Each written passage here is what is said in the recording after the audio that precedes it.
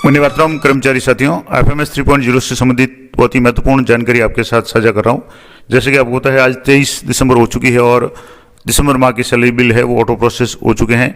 आपको किस तरीके से चेक करना है और क्या क्या चेक करना है, तो आप जैसे वीडियो लॉगिन में जाकर के एम्प्लॉय मैनेजमेंट में जाएंगे और वहाँ जाकर के आपको बिल स्टेटस चेक करना है। और बिल स्टेटस में आप देखेंगे तो जो भी बिल एलोकेट हो गए हैं वो आपके शो हो जाएंगे। यहाँ से जैसे बिल्स पे क्लिक करेंगे तो बिल्स पे क्लिक करने के बाद में आपको यहाँ नीचे स्क्रॉल करना है और यहाँ बिल स्टेटस पे आपको क्लिक करना है। बिल स्टेटस पे क्लिक करेंगे तो आपके यहाँ रेफरेंस नंबर आ रहे हैं, बिल नंबर आ रहे हैं, सैलरी बिल, रेगुलर सैलरी और ग्रॉस अमाउंट, और स्टेटस आ रहा है bill not forward to treasury. और जितने भी ग्रुप्स आपके हैं, यहाँ से ये ग्रुप है, ये भी ग्रुप है, ये भी ग्रुप है, तो जितने भी ग्रुप है उन सभी के यहाँ से आप इसको बड़ा कर लें। तो जो भी बिल यहाँ 6 बिल है वो बन चुके हैं, बाकी जो ये पुराने बिल है वो अलग बात है। तो यहाँ से ये बिल है बन चुके हैं। अब आपको बिल की रिपोर्ट्स डाउनलोड करके चेक करना है कि क्या सभी कर्मचारियों के बिल बन गए और दूसरी क्या क्या चीज़ें चेक करनी है। तो मैं आपको एक बिल है उसकी रिपोर्ट डाउनलोड करके आप बता रहा हूँ, और यहाँ से जैसे इस बिल की रिपोर्ट को आप डाउनलोड करेंगे और इसको मैं थोड़ा सा आपको डाउनलोड करके जूम करके बता देता हूँ ताकि आपको सारी चीज़ें क्लियर हो जाएंगी। अब यहाँ से पहले तो आप देख लें कि जितने भी कर्मचारी हैं उन सभी के बिल बने या नहीं बने। तो यहाँ से जैसे 2 कर्मचारी है, उसके अलावा 3 कर्मचारी, अब यहाँ जो भी बिल है वो 3 कर्मचारी 4 है तो चारों के बन गए हैं। अब आपको विशेष रूप से क्या ध्यान रखना है, मैंने आपको पिछले वीडियो में बताया था कि दिसंबर माह की बिल प्रोसेस होने से पहले आपको क्या क्या काम करना है। तो एक काम तो ये करना है कि जो भी कर्मचारी है उनकी आयकर गणना पत्र है वो जरूर चेक करना है, और आयकर गणना पत्र के अनुसार उनकी आय की इनकम टैक्स की कटौती हो रही है नहीं हो रही। अब जैसे मैंने उस वीडियो में बताया भी था कि जिनका भी बेसिक 63,100 है उनके अभी तक कोई टैक्स नहीं बन रहा है। अगर उन्होंने 15 PL या अन्य कोई भी किसी तरह का एरियर वगैरह नहीं उठाया तो इसके अलावा जैसे ये कर्मचारी जिनका मूल्य वेतन है 50,800 है, इनके भी टैक्स नहीं बनेगा। अब ये जो कर्मचारी है जिनका बेसिक है 73,200, इनका टैक्स बन रहा है और इनकी कटौती है जैसे 10,000 इसमें कर दी गई है। यहाँ भी बेसिक जैसे 54,500 है तो इनके भी किसी तरह का कोई टैक्स नहीं बनता। तो एक तो आपको ये ध्यान रखना है कि जिन भी कर्मचारियों के टैक्स बन रहा है उसकी कटौती आपने कर ली है या नहीं की। अगर नहीं की है तो अभी भी आप इस बिल को रिवर्ट कर सकते हैं, डिलीट कर सकते हैं, और उसके बाद में आप अपडेट करके उसको वापस बिल को प्रोसेस कर सकते हैं।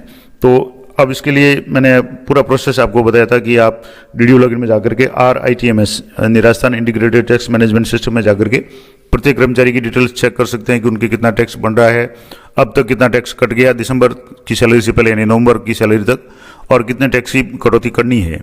तो एक तो ये सारी जानकारी है।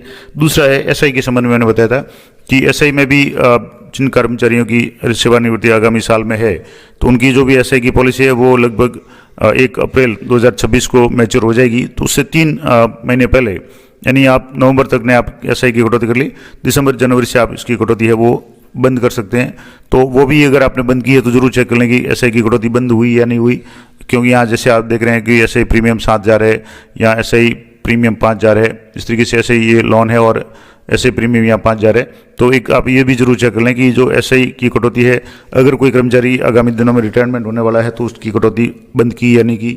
दूसरा, हितकारी निधि के संबंध में मैंने पिछले वीडियो में भी कहा था, आज भी कह रहा हूँ कि अभी तक शिक्षा विभाग की तरफ से, डायरेक्टर महोदय की तरफ से हितकारी निधि के संबंध में कोई भी आदेश नहीं आया है, इसलिए हितकारी निधि की कटौती अभी तक नहीं की थी।